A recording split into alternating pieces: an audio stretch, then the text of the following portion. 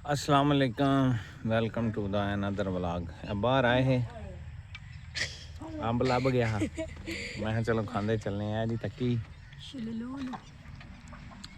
ते आओ करने अपने व्लॉग का आगाज ते तुहानू दस्सने अज कि भाई आओ जी है वेखो जी एक जानवर बाहर आया साडा बाहर लगे ने वो वड्डियां झाड़ियां ने इंजॉय कर रहे हैं।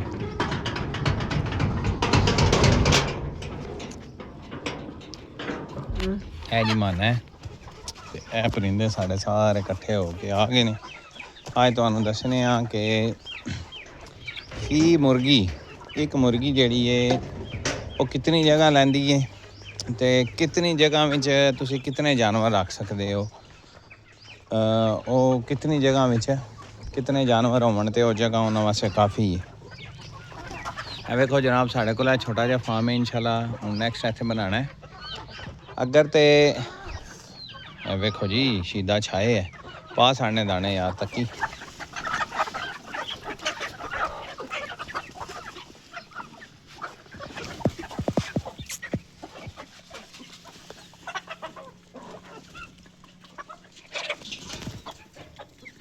तक्की ने पा छड़े ने जानवर हूँ जरा जनाब खान दे बिजी हो गए ने। माना भी आ गया जी अज कोल मानिया सुना ठीक है। बंटी भी आ गया जनाब बंटी बंटी भी भाई फुल चस पिछे है इस वक्त।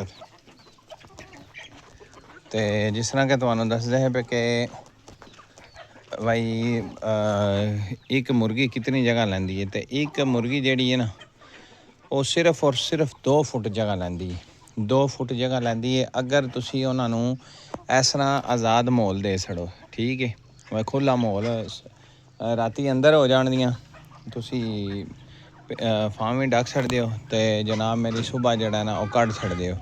तो दूसरे नंबर ते अगर तुसी सिर्फ फार्म विच रखदे हो फार्म तो बाहर नहीं हो कढदे फिर कमो पेश 3 तो 3.5 फुट जड़ा ना वो जगह एक मुर्गी वास्ते वो रखनी है। ठीक है उस हिसाब नाल तुसी अपना फार्म बनाना है।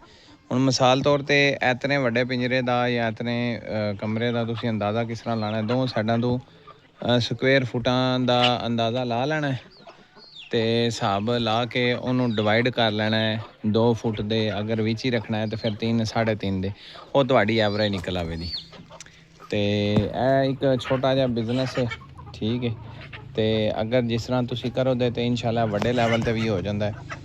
तो यह अच्छी खासी इनकम है एक घर दे विच अगर तुसी कोई भी काम करते हो पे ऑलरेडी तो एक सैड बिजनेस तौर पर तुसी अच्छी खासी इनकम जिहड़ा ना जनरेट कर सकते हो। ये बहुत फ़ायदा है। जिस तरह कि कल तुहानू दस्सिया हा कि भाई इतने मुर्गियाँ कितनी खुराक खा लैंदियां ने। इंशाल्लाह नैक्सट वीडियो भी तुहानू दस्सांगे एक मुर्गी कितना खुराक खाती है अंडे वाली। ठीक है तो आओ अंडे चेक करने हाँ अंडे कितने कोई ने। तक्की शाह जी आओ हाँ वेखिए हाँ अंडियां की के रूटीन है। लो जी तक्की जड़ा इट्टां सही करन लग पिया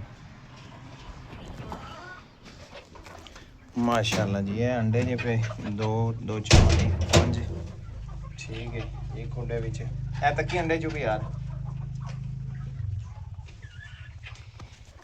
ए टोकरी वेली है। ठीक है ए भी वेली है।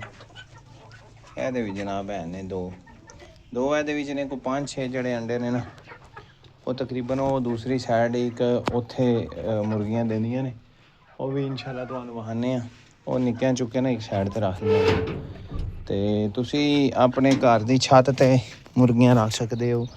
उस तो बाद तुसी अपनी साइड ते कोई भी जगह अगर तुहाडे कोल ते उत्थे मुर्गियां रख सकदे हो। ठीक है मुर्गियां दा काम तुसी बेहतरीन हद तक कर सकदे हो। तुसी इन्हां नू वड्डियां करके सेल भी कर सकदे हो तां भी अच्छा मार्जन कमा सकदे हो।